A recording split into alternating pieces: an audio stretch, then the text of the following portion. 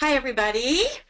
Hope you all had great holidays. I'm Sue Hyatt with Big Purpose, Big Impact. Sorry, I'm about a minute late.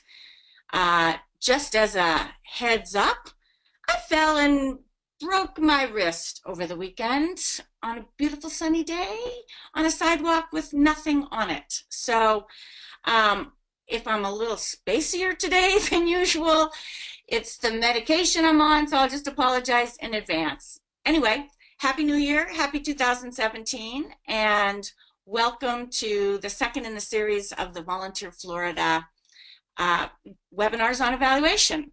So let me switch gears. I just wanted to say hi live, uh, show you my boo-boo, and we'll get going just a second.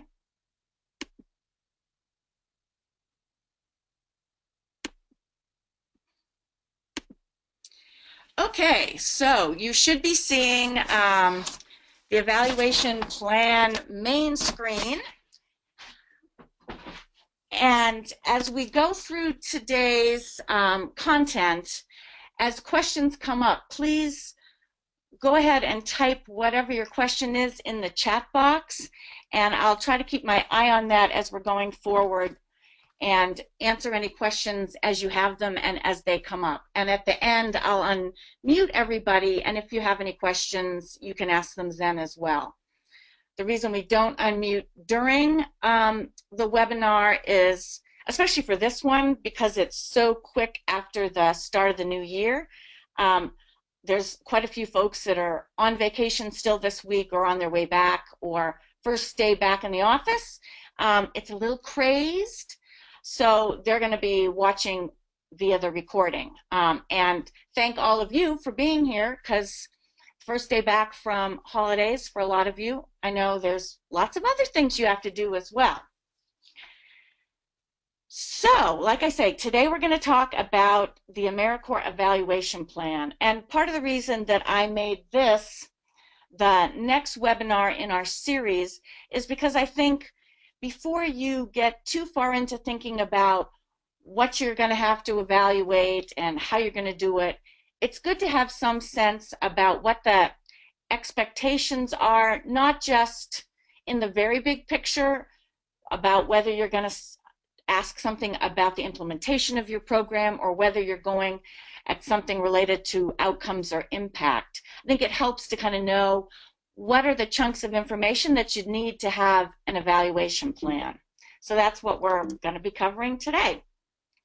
So let's see. And next month, we'll be talking more in depth about the basics of evaluation designs and the difference between control groups and comparison groups and non-experimental design and how do you do some sampling and those kind of things. I'll mention some of those briefly today, but just know that the next session that we do will be much more about that in detail. Today is really about giving you the overview of what's in an evaluation plan, so that you can have that in your mind as you're thinking about moving things forward.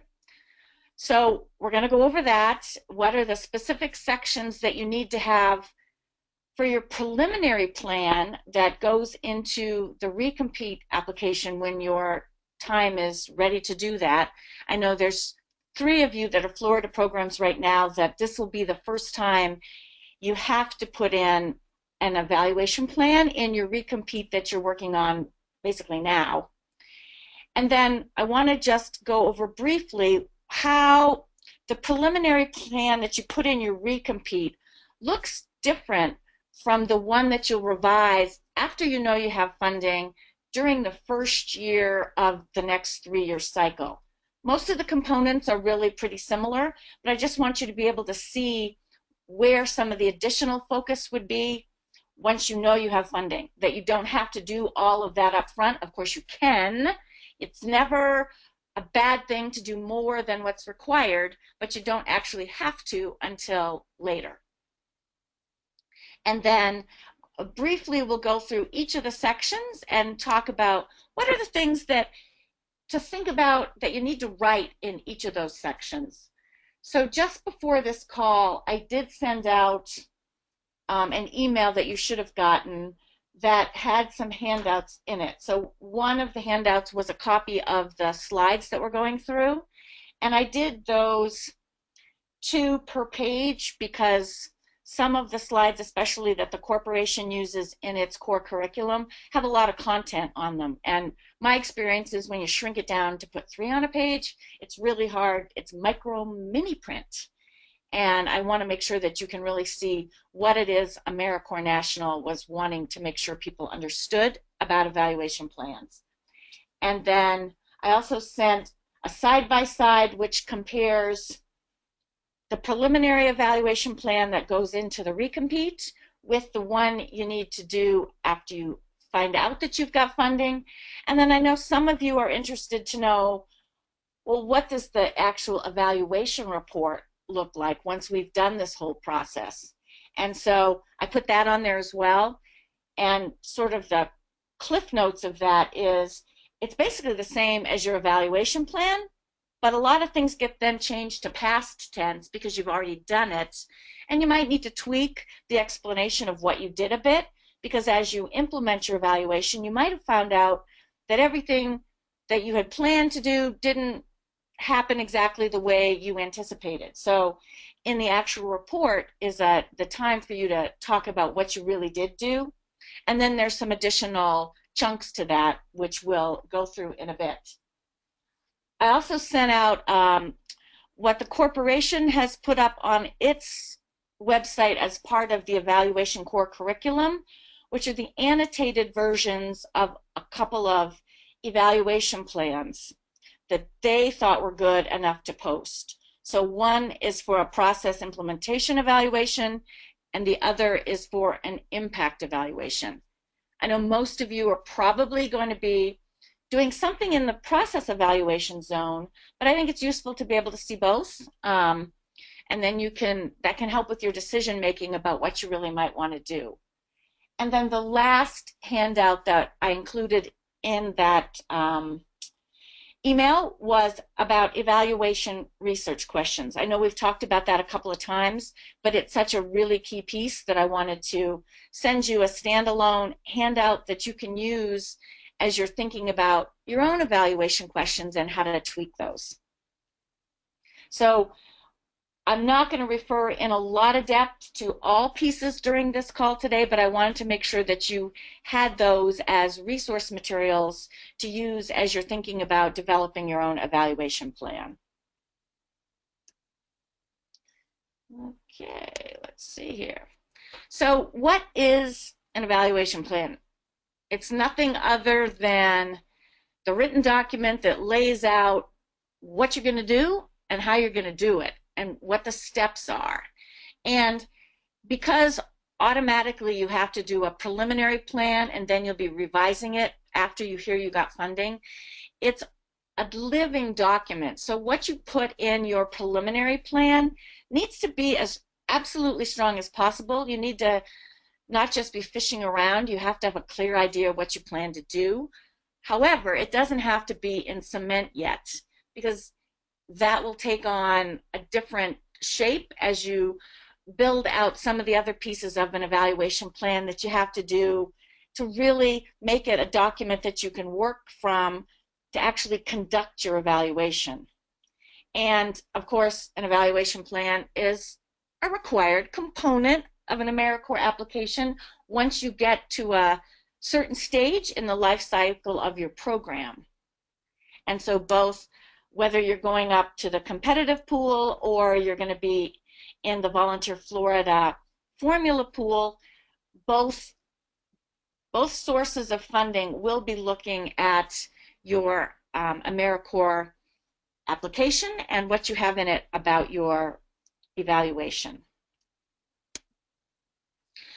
So depending on which kind of evaluation you're going to do, your evaluation plan will have basically the same components, but some of them will be a little bit different in terms of, because of what you're focusing on. So if you're talking about impact evaluation, for example, and you're going to have a control group or a comparison group, obviously in your plan, you're going to have a section about how you're going to pick that group that you're going to compare the folks that got services from your members to.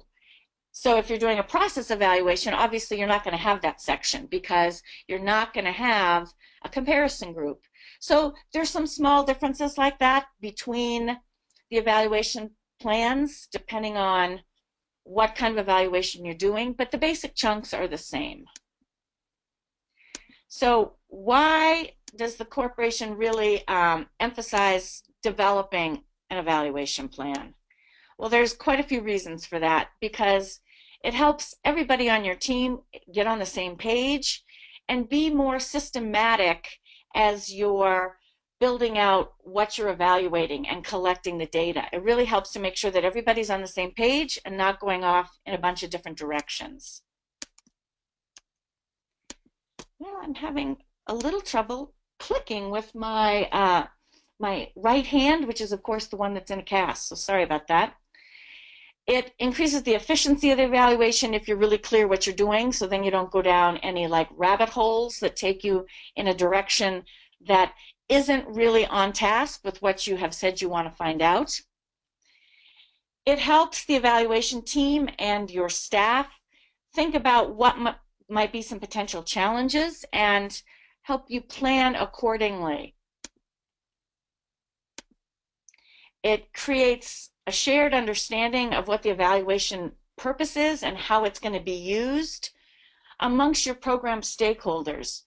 If you don't, like one of the things that makes an evaluation plan really useful, and if you have various stakeholders give some input, is that nobody at the end of it says, well, I didn't think that's what you were going to look at. I thought you were going to be able to do this.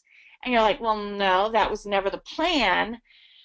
So having it written down and built out on here are the questions and here's how we're going to answer them, and then here's what we anticipate to be the best use of the results that we're going to have, that's really helpful to have that in writing and clear for everybody so that there's no misunderstandings later. And in case there's staff turnover, it's written down someplace. You know, if you're the only person that kind of has it in your head and has it clear, if for some reason there is staff turnover, you get a different job, you move to a different part of your agency, then it makes for a smooth transition.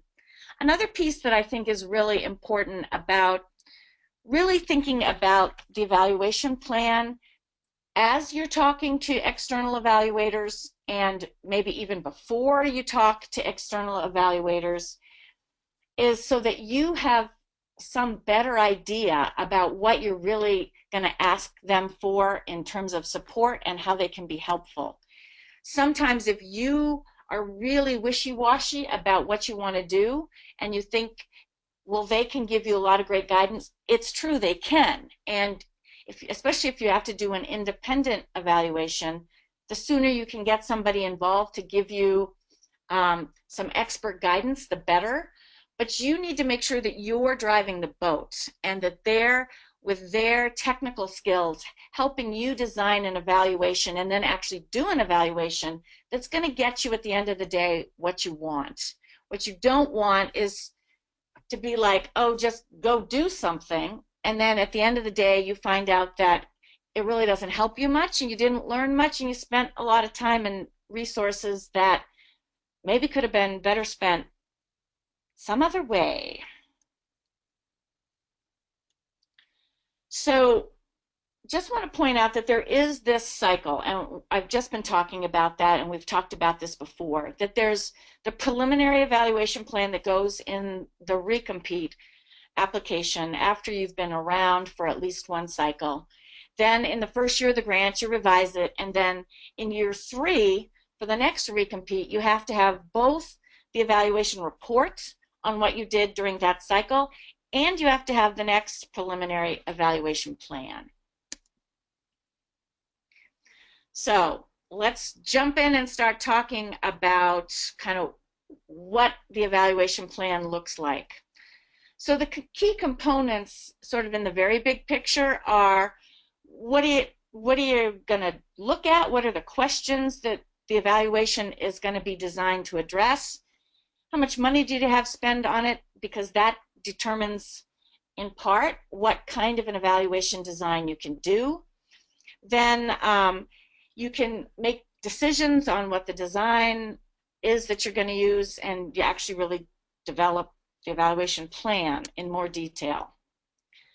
So the basic sections, and even when you read the corporation materials, there's not always perfect alignment between the terminology that's used for the preliminary application and the revised one. So if you're a little confused when you've tried to read that, don't worry, it is confusing. And when you talk to any evaluators, either folks within your organization that that's what they do for a job, or people outside that you might be looking to partner with or at least get some guidance, you know, what they call these sections may sound a tad different.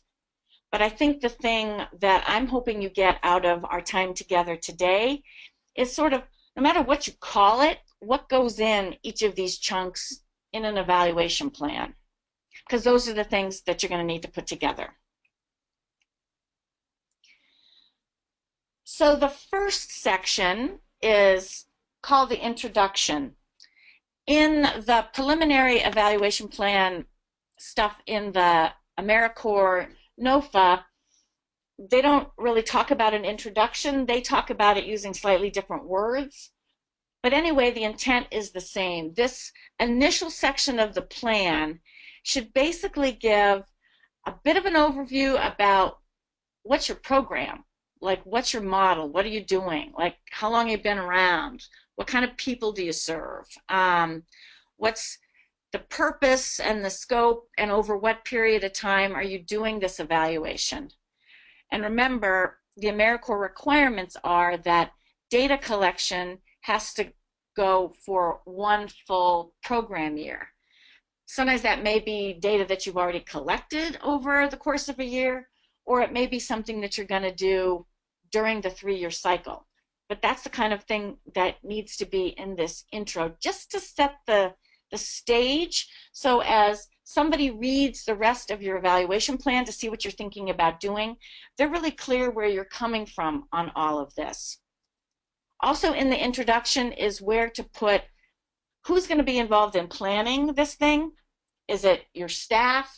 Do you have staff beyond the program that are part of your organization, at a partner organization? Are you working with a university or an external evaluator? All of those kind of things. Who's going to be helping planning?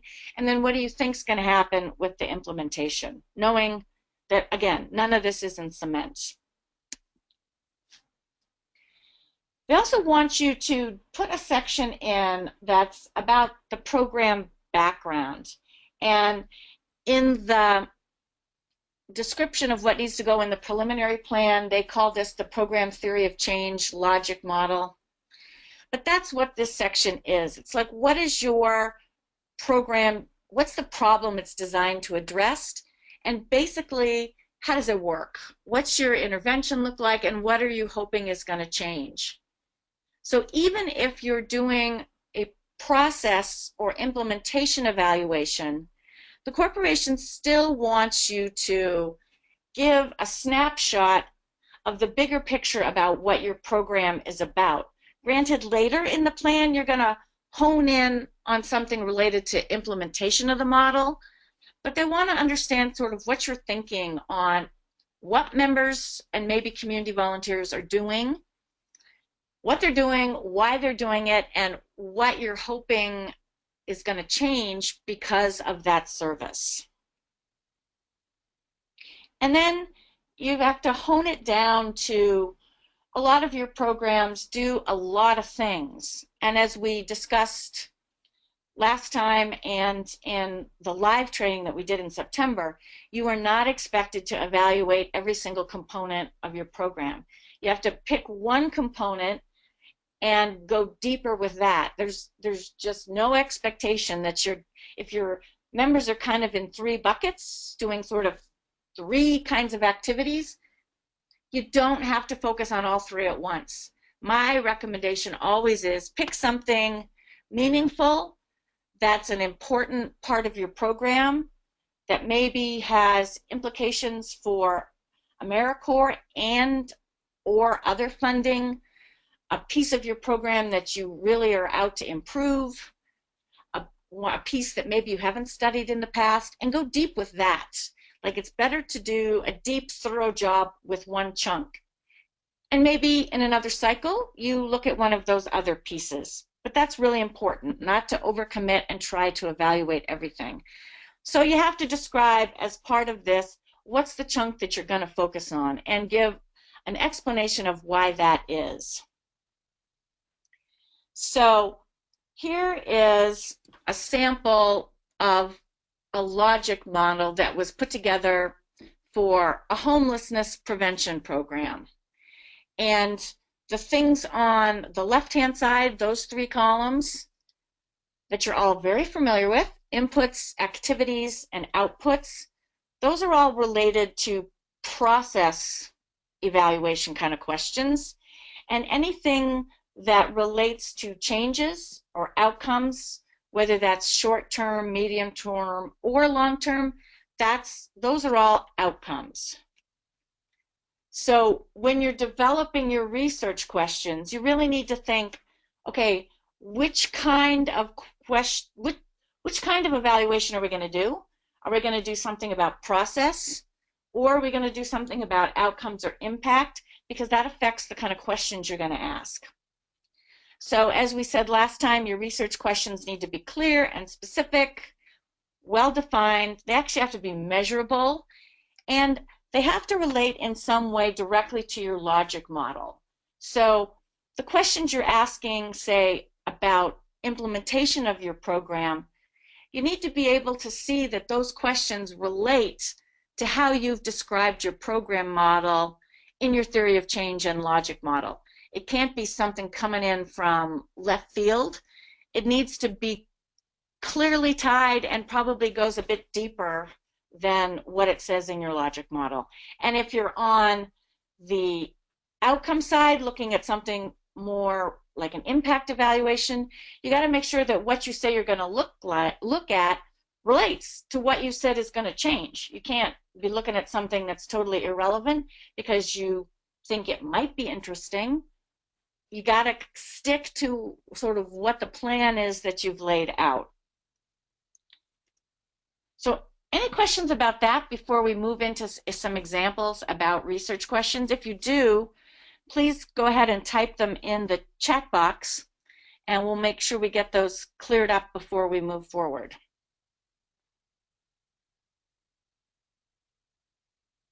I'm not seeing anything coming yet, so we'll keep going, but if you're typing, please continue, and as soon as I see your question pop up, we'll take it on. So what I want to do right now is go through some examples of research questions, and as we go through them, what I want you to think about is, does that sound like a strong question to you, or does that sound like a weak question? And if it sounds strong or weak, I want you to type in the chat box, weak or strong, whichever you think it is. So how's this for a question? How did the low-income families in the county benefit from participation in the homeless prevention program? Does that sound like a strong question or a weak question? Type it in the chat box for me, please.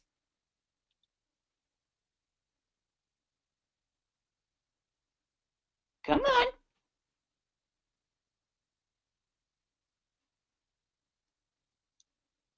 All right, people are being shy today. So, how did low-income families benefit from participating in the program? That's a strong question, and that helps get at the impact of the program. So it would be a good question for an impact evaluation, not a process evaluation. So here's another one. What impact did the homelessness prevention program have on beneficiaries' knowledge of healthy food practices? That one's actually weak, because if you remember and think back, I know it flashed by kind of quickly, but if you look at what the outcomes were that were in the logic model, none of those get at anything related to food. It's all about displacement and foreclosures and eviction and knowledge of homeowner or tenant skills. So the reason that one was weak and actually irrelevant is because it does not tie, that research question does not help them address any of these outcomes identified in the logic model itself. So here's another one. Did program beneficiaries increase their knowledge of housing, financial, and other types of services and benefits as a result of participation in the program? Yep, that's a strong one, because it ties directly to what we just looked at again in the logic model, what was showing up in the outcomes. So this would be a good question for an impact evaluation. And I think we have one more. So were the housing relocation and stabilization services implemented according to program standards or protocols at each site? Why or why not? So what do you, just answer for yourself. Do you think that sounds like a strong question or a weak question? That would be an example of a strong question for a process evaluation, because what the program's trying to make sure is that members, no matter what site they're at, they're doing what they were trained to do and following the protocol of what it takes to serve various members of the community that need the services. So that would be a strong one for a process evaluation. And here's one last one. Which family shelters and temporary housing have the best reputation? So what do you think there? Does that sound strong or weak? That's actually a weak one, because there was nothing in the logic model that was talking about improving reputation of shelters. This might be a nice to know thing, but it has nothing to do with the logic model or what the desired outcomes, or even really how the services are implemented. So this would be a weak one. This is kind of one of those irrelevant questions. So you want to make sure you're avoiding those. So the next section of the evaluation plan, after you outline what the research questions are and give some background on your program and what you're about, the next section is the evaluation design. And this really is part of, like a lot of evaluators would call this the methodology section and would put evaluation design as one chunk of the methodology section.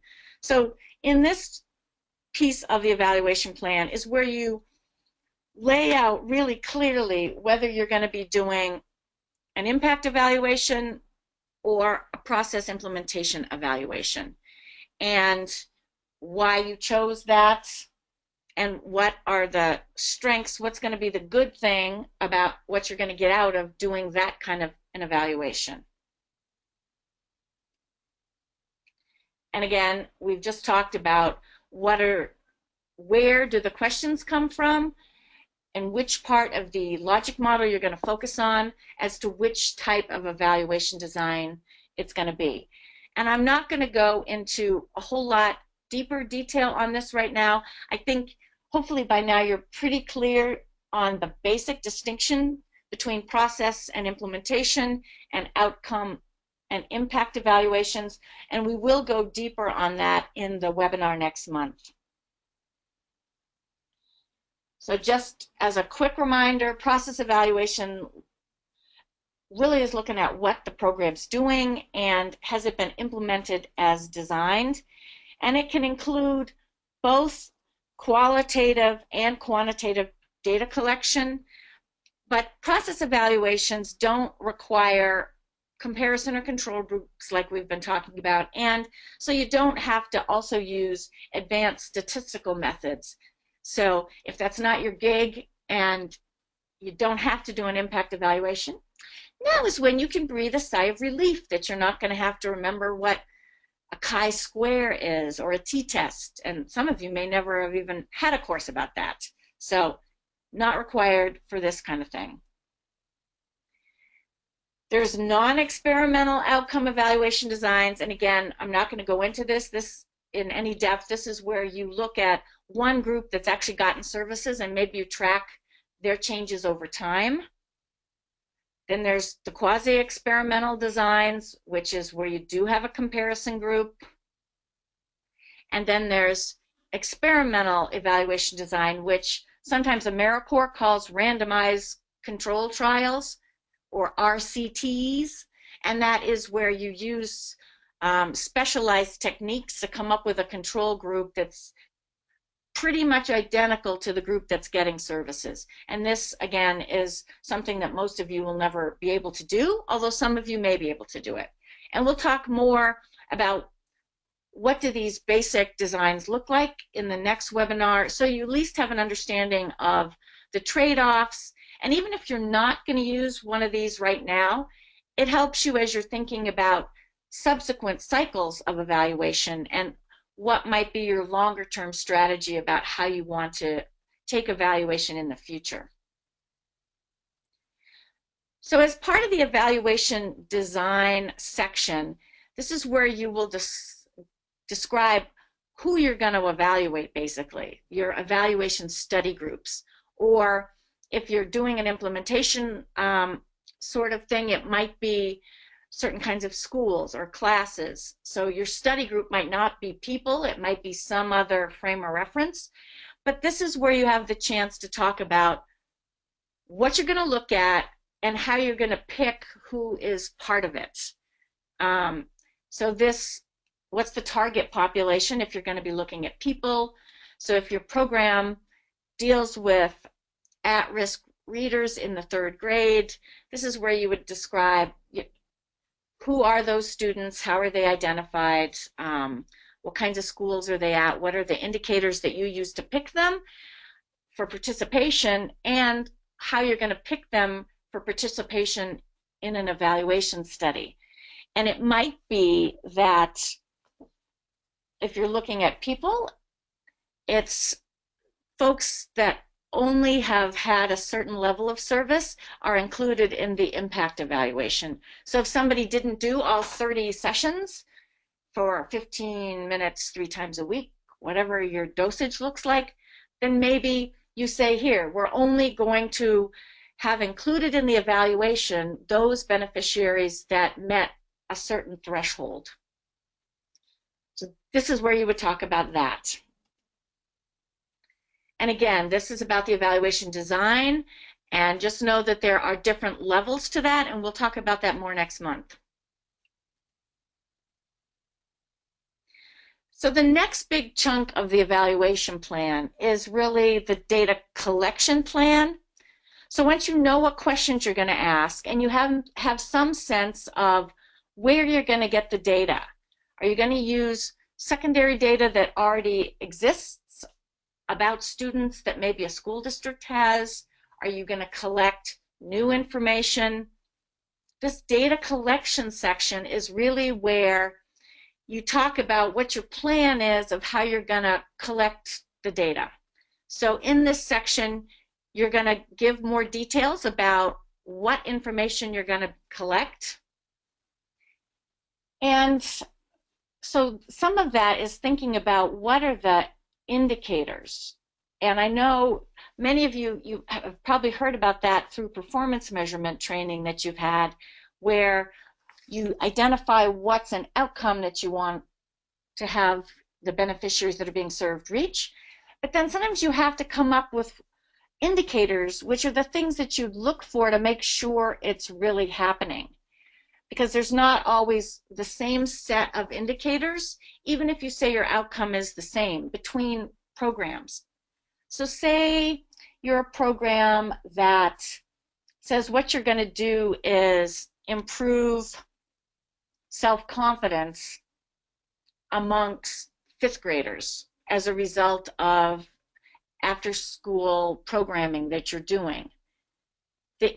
So the outcome that you might be trying to study is, did the students that had certain level of services actually improve their self-confidence? But then you have to know exactly, what does self-confidence look like? How are you going to know that?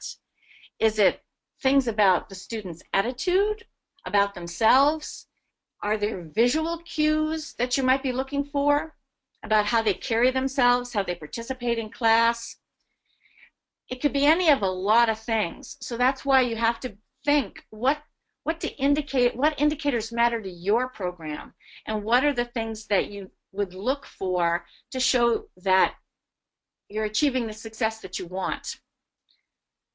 You have to think about who or what will be the source of the data you're collecting, what kind of tools you're going to use to collect the data, when it's going to be collected, who's going to collect it, and if you're going to sample, which means you don't necessarily look at everybody, you're only going to look at a subset, you have to talk about how you're going to do that. So next month we'll also talk about what some of the sampling strategies are. This is an area that can get really, really complicated. And so, especially if you're doing an independent evaluation, the good news is that external evaluators have methods to help you do this depending on what you want to study. Because I took a whole course on sampling. There's a lot to it. 15 weeks, 3 hours a week, and you're not expected to know all of that, but you need to sort of be conversant about what sampling means, and then that's a great time to get some input from either an evaluation person within your organization or outside your organization to help you really think about what that means and what you want to do. Because sampling can be complicated, and if you don't do it right, you can bias the data you're collecting. So you could bias it so everything looks really hunky-dory and better than it really is, which, most of us wouldn't think that's a bad thing, but it actually is, because then you're not giving an accurate picture even to yourself of what's going on. But then sometimes the way you select it, you can actually look like you're not having as much impact as you actually are, and that's a bad thing too. So sampling is an area to keep your eye on. So we've just talked about indicators and what might be the specific things that you're looking for that kind of are the sub-questions under your main research questions. And you might have more than one indicator for each activity or outcome or question that you're going to research. So here's some examples. So for a process-oriented evaluation, if the question is, were the educational workshops consistently implemented across the 4 program sites, things that you might look at are, were the topics covered during each workshop the same? Were the workshops the same length? Was the duration the same? Did members all get the same training on how to deliver the curriculum? Were the people in the workshops similar? Were the number of workshops participants similar across the sites? Hopefully you can see that all of those questions, they're not really getting at what changed with the people that attended. They're getting at, those indicators are sub-chunks under the big research question about how the workshops happened. So the bottom one is the outcome-oriented kind of example. And here's, if the question was, did program beneficiaries increase their knowledge of responsible home ownership practices? Well, knowledge of what exactly? So that's where, again, indicators come in. So in this case, they were saying it's refinancing options, credit repair and recovery, and money-saving strategies. Those would be the 3 specific things that would be sort of the sub-questions under this piece about increasing knowledge. Because it'd be really hard to know, all right, what kind of knowledge are we really studying here? So you have to lay that out, and those are the indicators.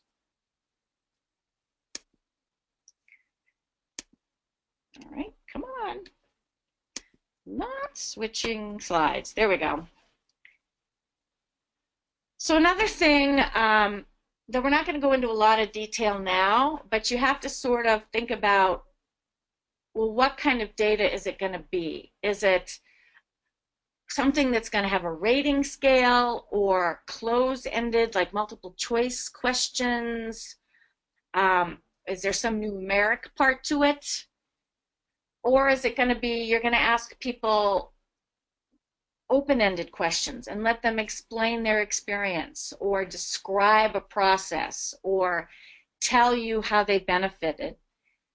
So depending on whether you use more quantitative methods to get at least part of what you're collecting, or qualitative, which is kind of numeric or text, though that's the basic distinction, what it's going to take to analyze it is different. Because if you're collecting people's words, there's no easy way to analyze that. You can go through and count how many times people said certain things. You can look for themes, but that takes a different set of analysis tools than if you're looking at like the average response on how well people rated something. Those are really different. And so the next section, you're going to actually have to talk about how you plan to analyze the data. So you at least have to have given a little bit of thought to what is the kind of data that you expect to collect to help you answer the questions and get at those indicators. And so we've already said, it's like, when are you going to collect it? Who's going to be doing it? Is it somebody internal? Is it members? Is it somebody external? And you're going to describe what the tools are. Is it a pre-post? Is it just a post? All of those kind of things, to the best that you know at the time when you're putting together the preliminary plan. Again, you don't have to have all the I's dotted and T's crossed, but you have to have some idea what you plan to do and how you plan to do it. And then again, we've talked about sampling. That's a big deal. So if you're gonna be doing sampling, you know, if you don't have that piece fully figured out, I would say put some kind of a statement in there that you're going to be doing sampling and that you will be working with an experienced evaluator to figure out this exact process to use to make sure that you do a good job with that, and leave it there. At least they know you've thought about it and you know that sampling is not just completely easy and that requires a certain level of skill. So if you don't have a specific answer, at least put in that you're going to get the answer before you actually start doing the evaluation. Does that make sense? So any question on data collection section of the evaluation plan, or what kinds of things you have to put in there? If you do, don't forget, you can type your question in the chat section and we'll make sure it gets answered.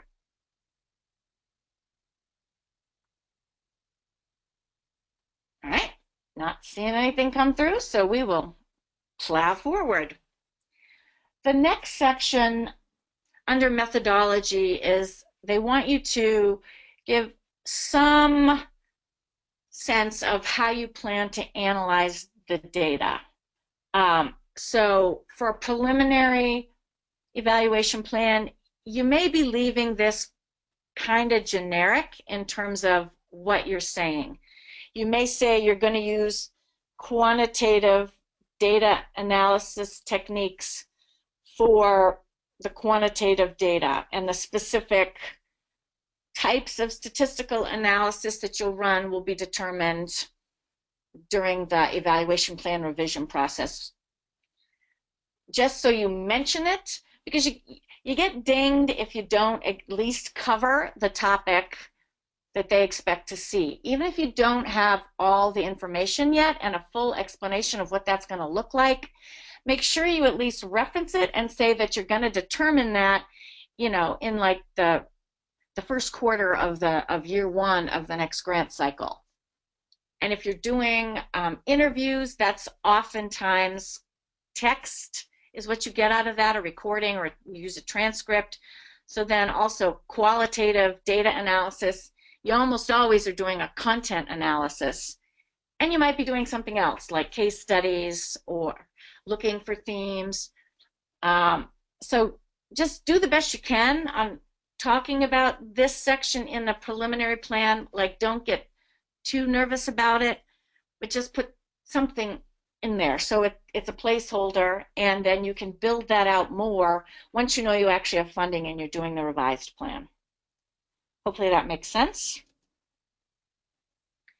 So here's a sample of a format that CNCS used to help folks think about the analysis plan and data collection kind of all rolled into one.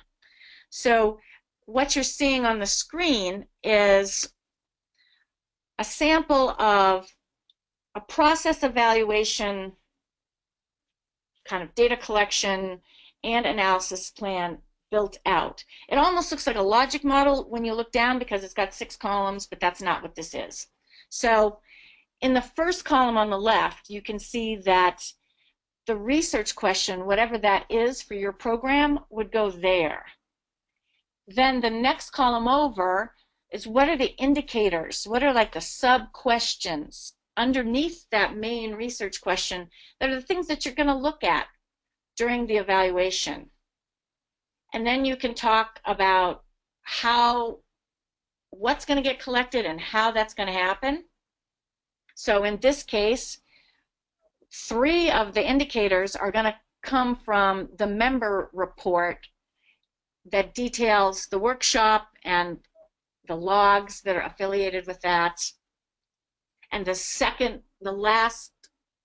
guess it's also the first 2 will also have data that comes from observation of the workshops by somebody.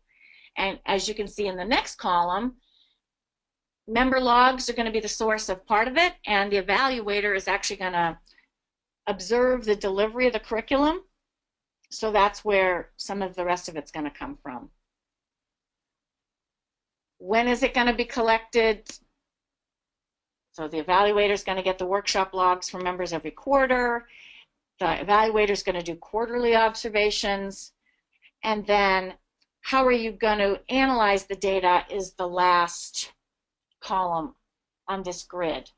So as you can see, for the duration of workshops and some of the other things, what they're going to do is look at what's the average duration of a workshop. So some workshops might be 45 minutes, some might be an hour and 15, some might be 60. So across all the workshops that are being looked at, they're going to do an average of that. And you can see sometimes it's frequencies on how something is, how often it shows up, either on a rating scale or in text. So I think this actually is a really useful sort of format to use, and I've put it in the worksheet that goes along with what we're talking about today, because I do think it helps make really clear what are the chunks that you have to do. And I think part of the point here is that this is why you also don't want 50 research questions. You need, I don't know, 1, 2, 3, like no more than 5 really good research questions, because for each of them you have to build this whole thing out and talk about it. So of course you want to have enough research questions that get at what you want to do and what you want to know, but don't go hog wild on this, because as you can see, it's a lot of things you have to think about, and the more balls you have in the air, the easier it is to drop some of them, and you don't want to do that. So keeping it simple, clean, get what you need, not a bunch of extra just because you think it would be interesting, it's a good thing. And I gave you an example of what it might look like for an impact evaluation, where the question is different. It relates to impact, obviously, instead of process. And I'm not going to go through this one, but I wanted you to have CNCS's examples of how they built this out for both a process and an impact evaluation. So if you're going to be doing an impact evaluation, you can kind of look at this and see how they were distributing this same information that we've been talking about. Also in the plan, you have to think about what's the rough timing of your activities over the 3-year cycle. And this is just an example that comes out of the CNCS PowerPoint. So yours doesn't have to look like this, but I think as we talked about on the last webinar, clearly in the first year of grant activities, that's when you're going to really revise your evaluation plan and make sure you have data collection tools. On the front end, you might actually start collecting some of your evaluation data in year 1 as opposed to waiting till year 2. That really depends on what you're going to look at. But I think, as we've talked about before, the stuff on the end where it's more of a hard stop is, remember, in year 3 of the next cycle, that's when you're going to have to do your next grant application. So you need a recompete, the evaluation preliminary plan, and then you also need to have the report. So you need to make sure that you've kind of sequenced everything and put enough time in so that at the end of the day you have those things before you have to turn in that next recompete. That's important. And then the last section really is about the budget and anything else that is important to your evaluation that you feel like didn't get covered anywhere. So one of the things that is almost done, and I'll be getting that out to you, is Kat and I were working on an Excel spreadsheet to help you put in numbers for your evaluation over each of 3 years and then come up with totals. So we've got an entire webinar on budgeting for evaluation, and that'll be in April. But for those of you that need to be doing the budgeting piece like now as you're preparing revised evaluation plans or your evaluation plan for this recompete, we'll make sure you get that, that worksheet, Excel spreadsheet, sooner rather than later, so you can use that to pull stuff together. But basically, the 4 chunks in an evaluation budget relate to staff time, and if you're going to be hiring any external evaluators, there's sort of the staffing piece, there's whatever materials or equipment or supplies you might need to do the evaluation. If program staff or evaluators are going to be traveling to go out and observe whatever or go interview people, you got to budget in any travel expenses. And especially if you're a statewide program and you've got sites all over the state, it may be that somebody has to travel a decent distance. So that costs something. It's not quite the same as driving across town. So you have to think about some of those things in advance. And then what are the expenses related to data collection itself? And if you have to if you're doing an impact evaluation and you have an evaluator that needs you to get some statistical software, or you need to use something like SurveyMonkey, there might be expenses related to an online survey service. So those are the basic things that you have to think about. But we've got a template that's coming, like I said, and that'll help you think through this in more detail. The last piece that will not apply to a lot of you, but it could to some of you, is the whole institutional review board clearance. So this is where an external evaluator will be really helpful to you to figure out if you need to do this. Your agency, if they've done evaluations in the past, they may have some process that they go through to make sure that you're not asking questions that would be inappropriate or put people's rights at risk through an evaluation. It also can relate to if you have an evaluator from a university, depending on what you're doing, the university may have an internal review board or institutional review board process that the evaluator has to go through sort of to be eligible to work on your evaluation. So that's just something to know about, because sometimes IRB clearances can take a while. So it's just something to be aware of. There's actually some good information about IRBs on the corporation's website related to the Social Innovation Fund. because all of those programs have to go through IRBs. So AmeriCorps doesn't require that. Sometimes it will be appropriate based on your organization or where your evaluator comes from. So I just want to mention it. But if you're interested in more information about that, look under the SIF, Social Innovation Fund stuff, because that's where you'll find some more. So some important points to remember as we're kind of wrapping up talking about evaluation plans. This really is an important step, and it's important to take it seriously because just the process of thinking through the chunks that we've talked about today, even if you don't have complete information yet, it really goes a long way to helping you get clear and focus what you want your evaluation to be about, and make sure that everything is in alignment. And what I mean by that is, if you say you're going to do an implementation process kind of evaluation, are your questions the right kind to help you get at that? Did you pick data collection methods that are going to help you understand how the program is implemented? Like, does everything line up? Not so that you're not kind of unintentionally flipping back and forth between impact questions for a process evaluation using knowledge change, when what you really want to look at is implementation of a workshop. I mean, that sounds really basic, but in performance measurement, I see it all the time, that things are not in alignment.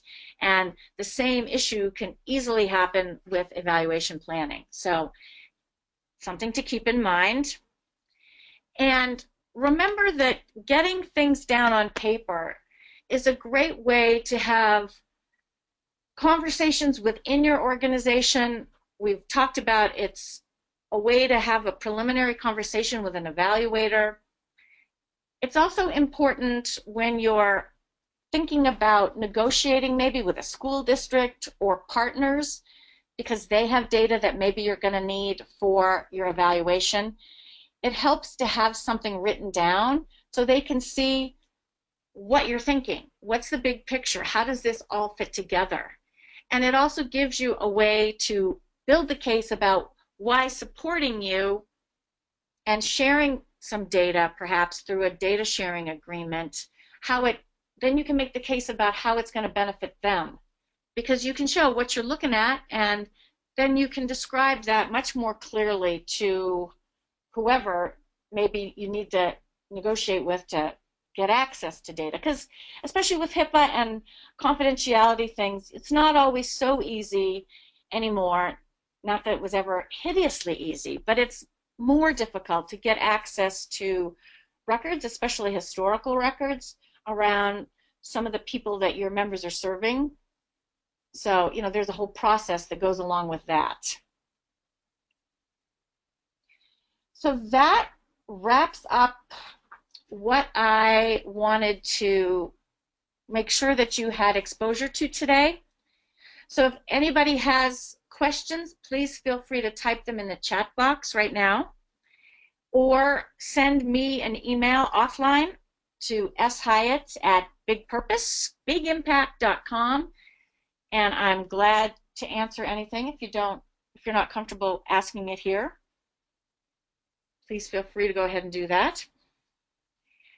So again, what you got as handouts are an evaluation plan template that goes through the sections that we just talked about. And what I tried to do in the template is, for each section, give a little description of what the chunk is supposed to cover, and then in blue italics gave some ideas of things you might consider as you're writing up your answers that go in that section. So what I was trying to do was make so that you don't have to jump between a whole lot of documents, that it would kind of all be in one place at one time. But then looking at this and then looking at some of the two sample evaluation plans that I sent you should help you get a good, clear idea of what goes in each section. I also sent a copy of an evaluation plan checklist that the corporation has up as part of the core curriculum. So that's another place to look and make sure that the chunks they're talking about you have in the sections as you write them. So I think we are out of time. Thanks for joining me, and have a good rest of the month. Those of you that are have been identified for one-on-one coaching around your either existing evaluation plan or one that you're putting together, as we discussed, feel free to think through what we've talked about today, take a stab, or go pick a time and set up a work session and we can work through this together. And for any of the rest of you that don't have to do this yet, again, please feel free, as any questions come up, please email me so that you don't have things rattling around in your head and helping you get confused. Send me a question. I'm glad to answer it for you. So everybody, have a great day, and we'll talk to you next month. Bye-bye now.